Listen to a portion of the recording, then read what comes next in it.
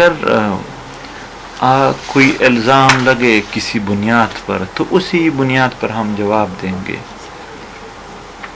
اگر جھوٹے الزامات ہو، بے سر و پا الزامات ہو، بے بنیاد الزامات ہو تو اس کے جواب کیا دیے جائیں گے؟ انہوں نے ایک بات کی کہ یہ فنڈز لیتے ہیں. ہم نے جواب دیا ہم کوئی فنڈ نہیں لیتے. الحمدللہ پورا قوم ہے پشتون، وہ جب پی ٹی ایم میں شامل ہوتی ہے، پی ٹی ایم میں شمولیت سے شاید یعنی جو لوگ آتے ہیں پھر وہ پیسوں کی بھی پرواہ نہیں کرتے. ہمارے جلسوں میں چندے ہوتے ہیں اور ہمارے ساتھ فنڈ انتہائی کم ہوتا ہے، جنرلی انتہائی کم ہوتا ہے. ہم آج بھی بہت مشکل سے اپنی ایکٹیویٹیز کرتے ہیں، تقریباً ہر وقت قرضوں میں ہوتے ہیں اور پھر چندوں سے اس کو پورا کرتے ہیں.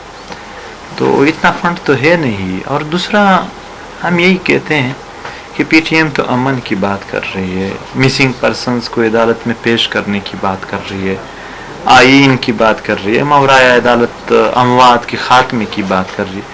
تو کیا پاکستان کی فوج کا یہی موقف ہے کہ انڈیا اور افغانستان اور انڈیز چاہتے ہیں کہ یہ ختم ہو، اس لیے لوگوں کو پیسے دیتے ہیں اور ہمارے ادارے نہیں چاہتے ہیں؟ وہ تو پھر اپنے آپ پر الزام لگاتے ہیں، ہم پر نہیں. ایک اچھے کاز کے لیے وہ ایون دوسرے کا خط بڑھا رہے ہیں. پشتون تحفظ مومنٹ آج تک انتہائی سنجیدگی سے اس وطن کے انتہائی مشکل مسائل جس سے عام عوام کو کافی تکلیف پہنچ رہی ہے اس کو اٹھا رہے ہیں.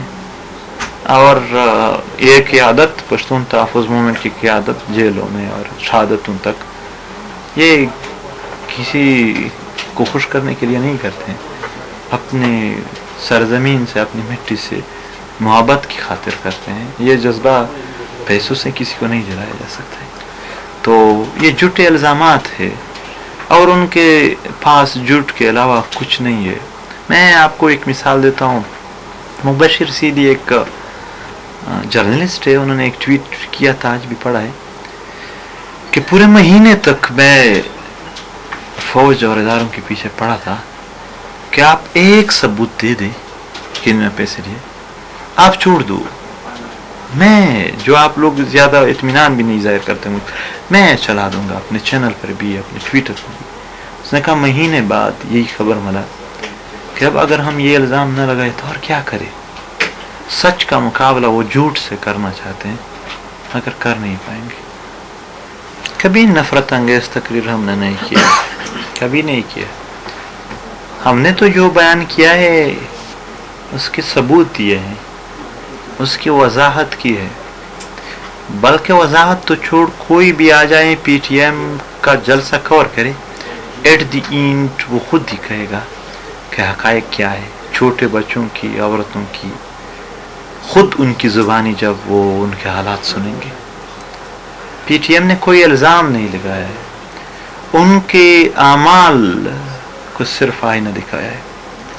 اگر وہ چاہتے ہیں کہ اس سے دوسرے ممالک خوش ہوتے ہیں تو ایسے عمل نہ کریں. اگر وہ کہتے ہیں کہ نہیں ہم ماریں گے، لوگوں کو غائب کریں گے، ہم لوگوں کے گھروں کو مسمار کریں گے، ہم لوگوں کو ماورائے عدالت ماریں گے، ہم یہاں پر دہشت گردوں کو ٹریننگ دیں گے، ہم اس وطن کے ہر وہ شخص جو یہاں پر امن مانگتا ہے اس کو تنگ کریں گے، یہاں کے چھوٹے بچوں پر حملے تک جو لوگ کرتے ہیں ان کو سپورٹ کریں گے، یہ سب کچھ کریں گے اور کوئی بات بھی نہ کرے، یہ نہیں ہو سکتا. آئینی حق ہے ہمارا. اگر وہ آئینی حق کو ملک کی مخالفت سمجھتے ہیں تو پھر ان کا آئین ملک مخالف ہے. اس میں لکھا گیا ہے آپ اپنے حقوق کے لیے رائٹ آف اسمبل، آپ اسمبل ہو سکتے ہیں، آپ جلسہ کر سکتے ہیں، آپ بات کر سکتے ہیں. آج تک ایک بھی بات ہم نے بے بنیاد نہیں کی، ہم نے جھوٹی نہیں کی. انتہائی وضاحت کے ساتھ اور انتہائی سچائی کے ساتھ اپنا مقدمہ رکھا ہے اور آئندہ بھی اپنا مقدمہ اسی سچائی کی بنیاد پر رکھا. اس سرزمین پر جنگ لانے والے غرور کے انتہا پر پہنچ گئے ہیں. وہ ہمارے پشتون وطن کے مسائل کو شاید سنجیدگی سے نہیں لیں گے. ہر بار جب انہوں نے مذاکرات کی دعوت دی ہے تو انہوں نے حملہ کیا ہے. پہلی بار مذاکرات تو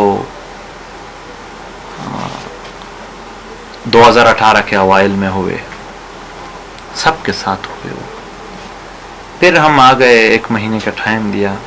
اس میں جب کچھ نہیں ہوا تو ہم نے تحریک جب شروع کی تو مئی 2018 میں دوبارہ مذاکرات شروع ہو گئے اور 3 جون کو وانا میں حملہ کر دیا پی ٹی ایم.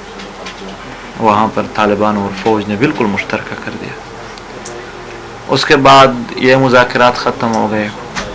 2019 میں مئی میں دوبارہ سینٹ کے ساتھ مذاکرات شروع ہوئے. خڑکمر میں حملہ ہوا پی ٹی ایم پر، وہ ختم ہو گئے. اس کے بعد 2020 کے آخر میں ایک بار تو 2020 میں دعوت دیا گیا، جو دوسری دن میری گرفتاری ہو گئی تو وہ تو چلی ہی نہیں. پھر 2021 میں شروع ہو گئے.